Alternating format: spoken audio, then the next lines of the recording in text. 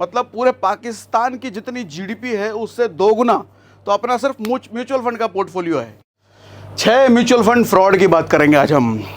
देखो भैया, mutual fund सही है, सही है, सही है, सारे तरफ हर तरफ हमने सुन लिया, लेकिन क्या इतना सही है कि इसमें कोई फ्रॉड ही नहीं होता? इन्वेस्टर का पैसा फंसवे नहीं करता है? ऐसा नहीं होता। फ्रॉड इधर भी होता है, हर इंडस्ट्री में होता है, इधर भी होता है। तो 6 फ्रॉड की बात करते हैं। अच्छा, 6 तो ये वो फ्रॉड हैं जो रिपोर्ट किए गए हैं, जो गूगल पर डेटा है जिनका। लेकिन आप जानते हो, अगर 10 चोरी पकड़ी गई है तो ज़रूरी नहीं है कि दुनिया में 10 ही चोरी हुई हो, हज़ारों या लाखों हुई हो, पकड़ी 10 गई। ऐसे ही 6 की जो हम बात कर रहे हैं, ये 6 फ्रॉड पकड़े गए। ऐसे कितने हुए होंगे या ऐसे कितने हो रहे हैं, उसका कोई हिसाब किताब नहीं है। ज़रा डिटेल में आज हम समझेंगे कि ये फ्रॉड क्या था, इस पर सेबी का एक्शन क्या लिया गया, इन इन्वेस्टर्स के पैसे के साथ क्या हुआ, और आपका प्रिकॉशन, आपका यानी कि हमारा प्रिकॉशन क्या हो सकता है किसी भी म्यूचुअल फंड में पैसे इन्वेस्ट करने से पहले, क्या सावधानी अपने को बरतनी चाहिए। उससे पहले ज़रा ये समझ लेते हैं, ये AUM, एसेट अंडर मैनेजमेंट, यानी कि एक म्यूचुअल फंड कंपनी, यानी कि सारी म्यूचुअल फंड कंपनी मिला करके कितना पैसा म्यूचुअल फंड में लगा हुआ है। लगभग 58 लाख करोड़, ये मई 2024 का डेटा है। 58 लाख करोड़ भारत में पैसा म्यूचुअल फंड में लगा हुआ है। 10 साल की बात करें, यानी कि पिछले 2014 से, तो ये 6 गुना ज़्यादा बढ़ चुका है। मई 2014 में ये फिगर 10 लाख करोड़ का था। अगस्त 2017 में 3 साल बाद 20 लाख करोड़, 3 साल में डबल हो गया ये। नवंबर 2020 में 3 साल बाद फिर 10 लाख बढ़ गया, 30 लाख करोड़ का हो गया। मई 2024 में 50 लाख करोड़ से ज़्यादा, और इसमें फोलियो देखा जाए तो 18 करोड़ 60 लाख के हिसाब से टोटल नंबर ऑफ फोलियोज़ हैं। मतलब एक चीज़ है कि भैया ये छोटा मोटा पैसा नहीं है। कितना बड़ा पैसा है ये समझना चाहोगे? सर, पाकिस्तान की जीडीपी है 2024 के अकॉर्डिंग 31 लाख करोड़ का, और भारत के म्यूचुअल फंड में फंड यानी कि पैसा लगा हुआ है 59 लाख करोड़। मतलब पूरे पाकिस्तान की जितनी जीडीपी है उससे 2 गुना तो अपना सिर्फ म्यूचुअल फंड का पोर्टफोलियो है। तो हमारा म्यूचुअल फंड पोर्टफोलियो डबल है भैया पाकिस्तान की जीडीपी से। तो ये छोटा मोटा पैसा नहीं है, ये बहुत बड़ा है। तो क्या हुआ है जो इतनी तेज़ी से इतना ग्रोथ आ गया है भारत में 2014 के बाद, चलो ये भी समझ लेते हैं। अच्छा, एक चीज़ समझना, एक्टिव सिर्फ 4 करोड़ यूनिक पैन है। यूनिक पैन, इसका मतलब समझिएगा, एक पैन, जैसे मेरा पैन कार्ड है तो मेरा हो सकता है कि मैंने 10 म्यूचुअल फंड में इन्वेस्ट कर रखा हो, सब में अलग अलग अमाउंट है। तो जो AUM मैंने बोला वो टोटल अमाउंट है, लेकिन कितने एक्टिव लोग हैं, एक आदमी, एक पैन कार्ड, वो सिर्फ 4 करोड़ है। सिर्फ क्यों कह रहा हूँ? आबादी 150 करोड़ है, और उस 150 करोड़ की आबादी में सिर्फ 4 crore active mutual fund investor हैं। यानी कि पोटेंशियल कितना बड़ा है, कितने ज़्यादा लोग अभी आने वाले हैं, ये समझने की बात। अभी आए नहीं हैं, इतने में हम पाकिस्तान की जीडीपी की डबल हैं, और जब इतने आ गए तो फिर कितने देशों की जीडीपी हम कहाँ कहाँ चले जाएंगे। अच्छा, पिछले कुछ सालों में नई नई टेक्नोलॉजीज़ ऐप जैसे ज़ीरोधा, फ़ोनपे, नावी, ग्रो, सैमको, ये सब आई हैं। इनकी वजह से म्यूचुअल फंड में इन्वेस्ट करना आसान हुआ है। और कुछ हम जैसे social media education, YouTube education की वजह से भी लोगों में अवेयरनेस बढ़ी है, लोगों में समझ बढ़ी है। पहले जहां लोग सिर्फ FD और PPF और पोस्ट ऑफिस में इन्वेस्ट करते थे, आज एक बड़ी संख्या में लोग म्यूचुअल फंड की तरफ आ रहे हैं और आ भी चुके हैं। 2 मेजर फ्रॉड होते हैं भैया। अब आप पूछोगे फ्रॉड कौन से, कैसे? यहाँ 2 ही मेजर फ्रॉड होते हैं, हालांकि और छोटे छोटे टाइप के हैं, भी बताऊँगा। अभी तो एक ग्रो वाला किस्सा आपने सुना ही होगा, नहीं सुना होगा तभी बता दूँगा। एक होता है फ्रंट रनिंग, दूसरा होता है लो लिक्विडिटी। फ्रंट रनिंग का किस्सा हम पिछले वाले वीडियो में बता चुके हैं, क्वांट वाले में, फिर से समझा देता हूँ ऐसे समराइज करके। होता क्या है, ये जो फंड मैनेजर होता है, ये फंड मैनेजर इतना बड़ा फंड जिस भी स्टॉक में डालेगा वो स्टॉक की ग्रोथ हो जाएगी। यानी कि अगर वो 10 रुपये का स्टॉक है, इतना पैसा डलने के बाद वो हो सकता है 11 रुपये 12 रुपये का हो जाए। क्योंकि आपको पता है शेयर मार्केट में किसी शेयर की प्राइस कैसे बढ़ती है, जब उसमें ज़्यादा लोग खरीदते हैं, जब उसमें ज़्यादा लोग पैसा डालते हैं, तब उस शेयर की प्राइस बढ़ जाती है। तो फंड मैनेजर को पता है कि मैं अपनी कंपनी का पैसा इस फंड में डालूंगा, इस शेयर में डालूंगा, इसका प्राइस बढ़ जाएगा। तो इस बात का फ़ायदा उठा सकता है कि पहले ही अपना चुपके से उसने पैसा डाल दिया। अच्छा, खुद का डायरेक्ट वो पैसा डाल नहीं सकता, क्योंकि सेबी के लिए ये इल्लीगल है, अगेंस्ट है। कि आप अपना खुद का इन्वेस्टमेंट नहीं कर सकते अगर आप फंड मैनेजर हैं, लोगों का पैसा वहाँ डाल रहे हैं तो ऐसे चालाक लोग क्या करते हैं, अपने दोस्त यार रिश्तेदार पड़ोसी अड़ोसियों को पकड़ लिया, उनको चुपके से उनके नाम से डलवा दिया। लेकिन सेबी भी चालाक है भैया, पकड़ लेती है, सबको नहीं पकड़ पाती लेकिन कुछ लोग पकड़े में आ जाते हैं। तो ये होता है फ्रंट रनिंग। आपने अपना मोटा पैसा शेयर मार्केट में डालने से पहले खुद का पैसा उसमें से डलवा दिया। अच्छा, जब खुद का पैसा भी डलवा रहे हैं तो वहाँ भी शेयर की थोड़ी ग्रोथ होती है। तो अब क्या होगा, लोगों का पैसा जिस शेयर में 10 रुपये पर इन्वेस्ट होने वाला था वो हो सकता है 11 रुपये पर हो, 11.5 पर हो। तो लोगों को जो चीज़ 10 रुपये की मिलने वाली थी अब वो 11 की मिलेगी, यानी कि महंगा मिलेगा। कुछ आप ऐसा समझो कि मार्केट में सब्जी खरीदने गए हो, आलू 20 रुपये किलो है और आपके पहुँचते पहुँचते आलू आपको 25 रुपये किलो हो जाए, कैसा लगेगा? मन खलेगा ना, मार के पटक के पीट दे मन करेगा ना। ऐसा ही होता है लोगों के साथ जो म्यूचुअल फंड में इन्वेस्ट कर रहे होते हैं। 10 रुपये की चीज़ 11 और 12 की मिलती है, 20 रुपये का आलू 25 रुपये का मिलता है। तो यानी कि इन्वेस्टर्स की जेब से ज़्यादा पैसे गए। इन्वेस्टर को जो प्रॉफिट बन सकता था वो शायद कम प्रॉफिट बनेगा। ये ऐसे फंड मैनेजर्स की वजह से ये होता है फ्रंट रनिंग। दूसरा होता है लो लिक्विडिटी। इसको मैं स्कैम नहीं कहूँगा, क्योंकि अब जैसे होता क्या है, कंपनी के पास फंड्स हैं, वो मैनेज कर रहे हैं। कोविड जैसा कोई सिचुएशन आ गया जहाँ पर सबको पैसे की ज़रूरत एक साथ पड़ गई और सारे लगे उस फंड से पैसा निकालने के लिए। अब कंपनी ने क्या कर रखा है, अपने फंड्स को तो बांट रखा है, थोड़ा शेयर मार्केट में, थोड़ा इधर उधर उधर उधर। अब कंपनी से जब लोग पैसा मांग रहे हैं तो कंपनी वहाँ से लिक्विडेट करेगी, मतलब पैसा निकालेगी। और हो सकता है कंपनी का वहाँ से तुरंत पैसा ना निकले या फिर कुछ भी केस हो सकता है। तो ऐसे में कंपनी का फंड का इशू हो जाता है।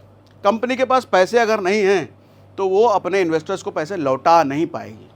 ऐसे में लोगों का पैसा फ्रीज हो जाता है, फंस जाता है। तो यहाँ पर कंपनी का दोष कम है, सिचुएशन का दोष ज़्यादा हो सकता है कि ऐसा कोई सिचुएशन आ जाए कि सबको पैसे की ज़रूरत एक साथ पड़ जाए। लेकिन ये तो भैया भयंकर स्कैम है और ये अभी अगर कहूँ तो मुझे लग रहा है कितनी जगहों पर यह चल रहा होगा। सेबी हर किसी को पकड़ नहीं सकती ना, क्योंकि चालाक लोग एक से एक है। अब क्वांट का केस में क्या हुआ था, जैसे हमने लास्ट वीडियो में डिस्कस किया था, कल हमने डिस्कस कर लिया है। हालांकि अभी तक प्रूव नहीं हुआ है, लेकिन सेबी इस पर इन्वेस्टिगेशन कर रही है। क्वांट वाला अगर आप केस समझना चाहते हो तो पूरा डेडिकेटेड वीडियो हमने कर रखा है इस पर, उसको समझिएगा। अच्छा, आगे के केसेस में बात करने से पहले थोड़ी राहत के सांस ये ले लीजिए, ये जान कर ले लीजिए, क्या म्यूचुअल फंड में पैसे डालना बिल्कुल बंद कर दें? गलत है, ये फ्रॉडी होते नहीं, ऐसा नहीं है। म्यूचुअल फंड में पैसे डालना बिल्कुल फ़ायदे का गेम है और बहुत सारे लोग कर भी रहे हैं। देखिए, म्यूचुअल फंड उन लोगों के लिए बहुत ज़्यादा फ़ायदेमंद है जो स्टॉक मार्केट की समझ नहीं रखते हैं या समझ लेना नहीं चाहते हैं। ऐसे में म्यूचुअल फंड आपको एक अच्छा रिटर्न देने का काम करता है। देखिए, होता क्या है, बचपन से ना हम लोगों को पैसे कमाने के बारे में काफ़ी ज़्यादा कहा जाता है, पैसे इस तरीके से कमाए जा सकते हैं, लेकिन कभी ये नहीं सिखाया जाता कि किस किस तरीके से पैसा बनाया जाता है। म्यूचुअल फंड उसका एक अच्छा तरीका है। आमतौर पर ज़्यादातर लोगों का फोकस सिर्फ पैसे कमाने पे होता है, लेकिन कुछ समझदार लोग होते हैं जिनका फोकस पैसे कमाने के साथ साथ पैसे से पैसे बनाने पर भी होता है। आप भी अगर ये सीखना चाहते हैं तो आपको एक ऑडियो बुक रिकमेंड करता हूं जो आपको ज़रूर सुनना चाहिए, basics of Indian mutual funds and SIP। ये ऑडियो बुक मिलेगा आपको कुकू FM पर, और आप जानते हैं कुकू FM इंडिया का ऑडियो एंटरटेनमेंट प्लेटफॉर्म है जहां 1.5 मिलियन से ज़्यादा पेड सब्सक्राइबर्स हैं। अब तक बहुत सारे लोग कुकू FM पर अपने पसंदीदा ऑडियो शो सुन चुके हैं और बहुत सारी नॉलेज भी गेन कर चुके हैं, लेकिन आपने अब तक कुकू FM पर कोई भी ऑडियो शो नहीं सुना तो कुकू FM आपके लिए लेकर के आया है 7 दिन का फ्री ट्रायल ऑफर। इस 7 दिन के दौरान पूरे प्लेटफॉर्म पर आप कोई भी ऑडियो शो सुन सकते हैं, जिसमें 5000 ऑडियो शो शामिल हैं और वो भी बिल्कुल मुफ्त। तो अभी इस सुविधा का फायदा उठाइए और अपने दोस्तों और परिवार वालों को भी बताइए, लेकिन ध्यान रहे 7 दिन बाद सब्सक्रिप्शन एक्टिवेट हो जाएगा। ऐप डाउनलोड करने का स्पेशल लिंक हमने पिन कमेंट और डिस्क्रिप्शन में दे रखा है। तो अब आते हैं वापस मुद्दे पर, आगे और कौन कौन से केसेस हैं। क्वांट के बाद ग्रो ऐप का ये भी रिसेंट केस है, आपने सुना हो तो। ग्रो ऐप में दरअसल क्या हुआ था, 2022-23 जून को सोशल मीडिया पर एक यूज़र ने कंप्लेन किया कि 4 साल पहले उसने ग्रो ऐप के ज़रिए किसी म्यूचुअल फंड में इन्वेस्ट किया था और उसके बाद उसको फोलियो नंबर भी मिल गया। फोलियो नंबर आपको पता है, जब भी आप किसी म्यूचुअल फंड में इन्वेस्ट करते हैं तो बदले में आपको एक फोलियो नंबर मिलता है उसके अगेंस्ट। फोलियो नंबर एक प्रूफ है जो कि आपका ये बताता है कि आपके पास फला ये फंड है। तो पैसे इन्वेस्ट होते ही उसको फोलियो नंबर मिल गए। 4 साल बाद उस शायद वो लड़की ने, लड़के की बहन ने, ऐसा कुछ है, जब पैसे विड्रॉ करने के लिए गए वो उस म्यूचुअल फंड से तो निकला ही नहीं। और ग्रो में जब कंप्लेन किया गया तो ग्रो वाले कहते हैं कि आपका पैसा हमारे पास कभी आया ही नहीं है। मतलब 4 साल से एक गलत फोलियो नंबर दिखाया जा रहा था, गलत फोलियो नंबर दिखाया जा रहा था या क्या हुआ था। अभी जो रिसेंट क्लैरिटी ग्रो की तरफ से आई है, उन्होंने ये कहा कि यूज़र को गलती हो गई थी, यूज़र का पैसा हमारे पास कभी आया ही नहीं। ये हालांकि दो राय है लोगों की। कुछ लोग ये कह रहे हैं कि ग्रो ने पीछे से सेटलमेंट कर लिया उसके साथ और यूज़र का पोस्ट डिलीट भी करवा लिया। कुछ लोग ये कह रहे हैं कि हो सकता है सच में पैसे ना कटा हो। ये मैं आप पर छोड़ता हूँ, आप डिसाइड करना क्या हुआ होगा। लेकिन ये केस है भैया, बड़ा केस है। बिना पैसे आपके कट गए, आपके पास फोलियो नंबर पहुंच गया, लेकिन फोलियो नंबर पहुंचा लेकिन आपका इन्वेस्टमेंट हुआ ही नहीं। मतलब आपका पैसा कहाँ गया, कुछ अता पता नहीं।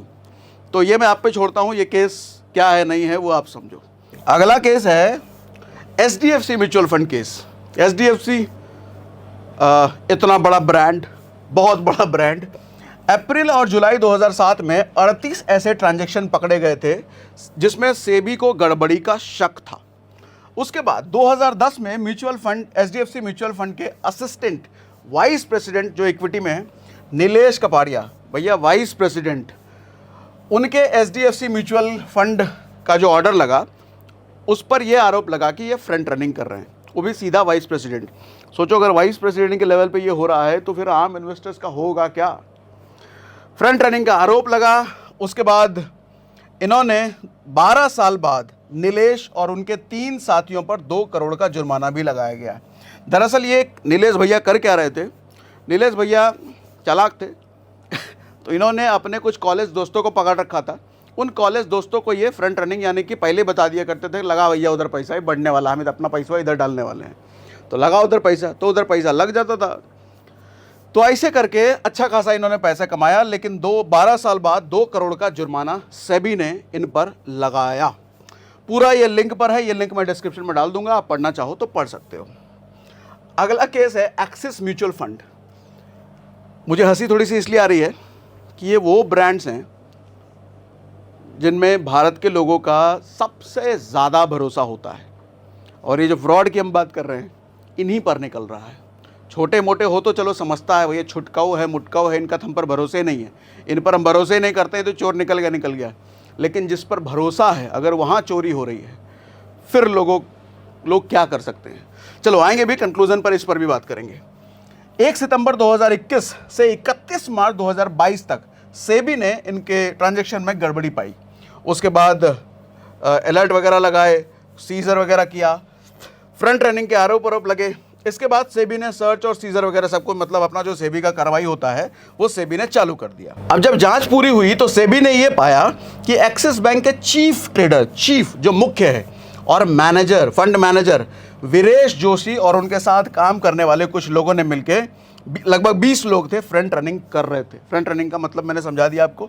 अब सेबी ने इस जांच में पाया कि लगभग 30 करोड़, कितना, 30 करोड़ इनके द्वारा कमाया गया ये फ्रंट रनिंग करके। तो सेबी ने क्या किया, बदले में 30 करोड़ का लगा दिया इनका जुर्माना और पैसे वसूल लिए हो 30 करोड़।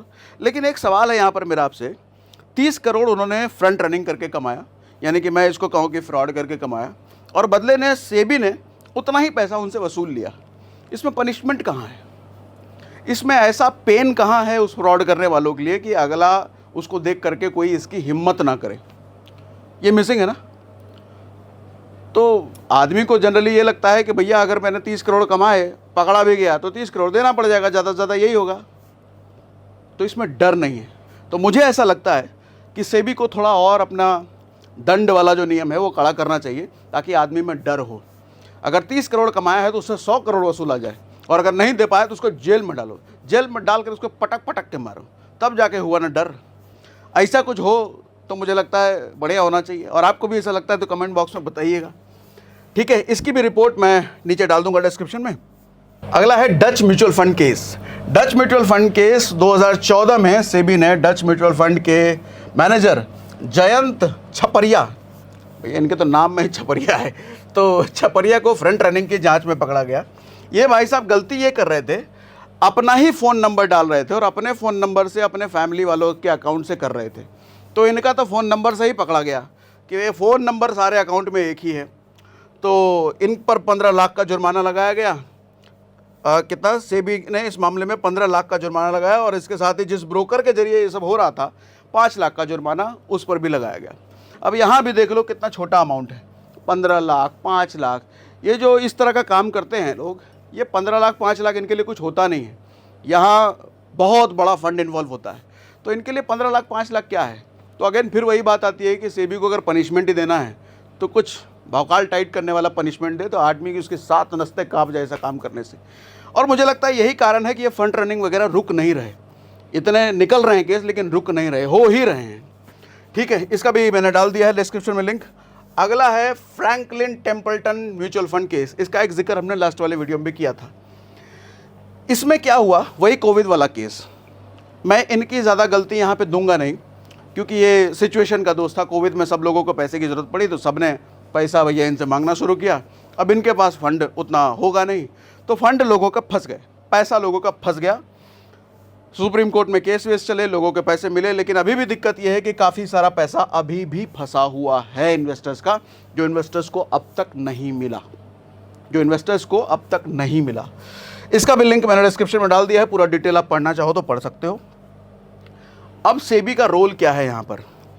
देखो, सेबी का रोल ये होता है कि सेबी समय समय पर इन सब की सर्विलेंस करती रहती है, जांच करती रहती है, देखती रहती है। सेबी एक पुलिस की तरह काम करती है, जो चोरों का काम पकड़ने का काम करती है।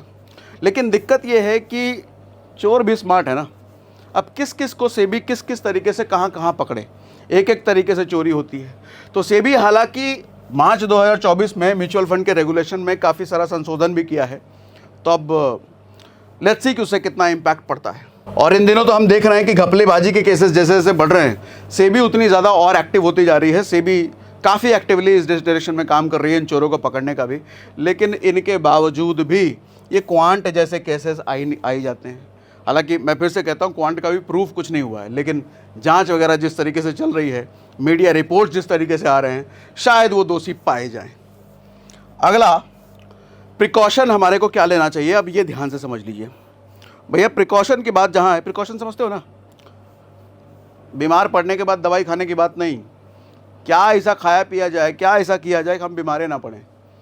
किसी भी म्यूचुअल फंड में इन्वेस्ट करने से पहले क्या सावधानी बरती जाए जिसकी वजह से ऐसे केसेस का सामना हमें ना करना पड़े, या करना पड़े तो हमारे पैसे पर ज़्यादा तकलीफ ना आए। सर, पहली चीज़ है इन्वेस्ट इन हाई AUM, यानी कि ऐसी कंपनियों में इन्वेस्ट कीजिए, ऐसे फंड में इन्वेस्ट कीजिए जिनका एसेट अंडर मैनेजमेंट यानी कि पैसा बड़ा हो, वहाँ पर ज़्यादा पैसे हो। वहाँ पर ज़्यादा पैसे होने की वजह से देखो, फ्रंट रनिंग तो वहाँ भी हो सकता है, इसमें आप रोक नहीं सकते। वहाँ भी फ्रंट रनिंग हो सकता है और कितने फंड में हो भी रहा होगा। लेकिन यह है कि लिक्विडिटी वाला जो इशू है, जो हमने फ्रैंकलिन वाले में बात करी, वो इशू वहाँ पर नहीं आता अगर उनके पास अच्छा खासा फंड है तो। अब कोविड जैसा सिचुएशन आ जाए, जो सबके सब एक साथ ही मांगने आ जाए, तो वो बात अलग है। लेकिन सावधानी हमारे को यही बरतनी चाहिए कि छोटे फंड वालों को अवॉइड करके बड़े फंड वालों के पास जाइए। हालांकि इसका मतलब ये नहीं है कि जिनके पास छोटे फंड हैं, कम एसेट अंडर मैनेजमेंट है, वो फ्रॉड ही हैं, वो गड़बड़ी कर देंगे, ऐसा बिल्कुल भी नहीं है। लेकिन ये है कि मेरे को अगर सावधानी बरतनी है तो मैं इस तरीके से सावधानी बरत सकता हूँ। उसके बाद डाइवर्सिफाइड पोर्टफोलियो। लोग गलती क्या करते हैं कि अगर उनको 10,000 रुपये महीना म्यूचुअल फंड में डालना है, एक ही म्यूचुअल फंड में डालेंगे। मैं कहता हूँ आपके पास अगर 10,000 रुपये म्यूचुअल फंड में डालने के लिए है, कम से कम 2, 3, 4 कर लो, 2,500 रुपये करके डाल लो। इससे क्या होगा, कभी एक म्यूचुअल फंड पर कुछ आफत भी आई तो बाकी सारे आपको बचा लेंगे। हालांकि ये चांसेस कितने हैं, चांसेस देखो बहुत कम है। ये जो मैंने 6 गिनाए, ये 6 कुछ इस तरीके से है, समंदर में 1 लोटा पानी जितना है। फंड इतना बड़ा है, पैसे इतने ज़्यादा मार्केट में लगे हुए हैं, और कुछ अगर 1-2 किस्से आते हैं सामने में साल भर में, 6 महीने में, तो ये समंदर में 1 लोटा पानी जैसा ही है। तो मेरा सजेशन या मेरी थॉट यहाँ पर ये है कि डरने की ज़रूरत है नहीं। सेबी बहुत एक्टिव है। फ्रंट रनिंग वाला केस में थोड़ा बहुत हमें नुकसान हो सकता है, लेकिन वो बहुत थोड़ा बहुत ही है। हम म्यूचुअल फंड में इन्वेस्ट करते हैं सर लॉन्ग टर्म के लिए, वेल्थ बनाने के लिए। हमारे बड़े वेल्थ पर बहुत ज़्यादा फ़र्क उससे पड़ता नहीं है। ये नहीं कहूँगा मैं नहीं पड़ता, पड़ता है, लेकिन बहुत ज़्यादा फ़र्क नहीं पड़ता। इसका मतलब ये भी नहीं है, कुछ लोग कमेंट में कहने के लिए आ जाएं अच्छा तो फ्रंट रनिंग करने दें, फिर तो सही है फ्रंट रनिंग। नहीं सही बिल्कुल भी नहीं है, नुकसान तो होता ही है, हमारा कंपनियों का नुकसान तो होता ही है। लेकिन फ्रंट रनिंग होने के डर से हम अपना पैसा म्यूचुअल फंड में डालना बंद कर दें, ये बेवकूफ़ी होगी। आपको ऑप्शन क्या है आपके पास? आप अगर स्टॉक मार्केट में डायरेक्ट इन्वेस्टमेंट जानते हैं तो ठीक है कीजिए, लेकिन अगर स्टॉक में डायरेक्ट इन्वेस्टमेंट आपको नहीं आता, स्टॉक की जांच परख करनी नहीं आती, then mutual fund is the only option for you. और उसके साथ मैं कहता हूँ नॉलेज बढ़ाइए। सही फंड चुनना कैसे है, सही फंड देखते कैसे हैं, एसेट अंडर मैनेजमेंट कैसे चेक करते हैं, एग्जिट लोड, एक्सपेंस रेशियो, हमने पूरा प्लेलिस्ट बना रखा है यूट्यूब पर ही। आप अगर Sagar Sinha mutual fund course search करोगे या प्लेलिस्ट सर्च करोगे, आपको पूरा प्लेलिस्ट मिल जाएगा, सारे सब कुछ समझा रखा है। ठीक है, तो ये कुछ किस्से, कुछ फ्रॉड के केसेस मुझे आपको बताने थे जो मैंने आपको बता दिया। और इसके साथ ही कुकू एफएम का लिंक हमने पिंड कमेंट और डिस्क्रिप्शन में डाल दिया है, जहाँ से आप डाउनलोड करके अपनी नॉलेज बढ़ा सकते हैं। और आज के लिए इतना ही। बाकी आपका कुछ सवाल अगर आता है म्यूचुअल फंड से रिलेटेड, हमें कमेंट बॉक्स में ज़रूर बताइए।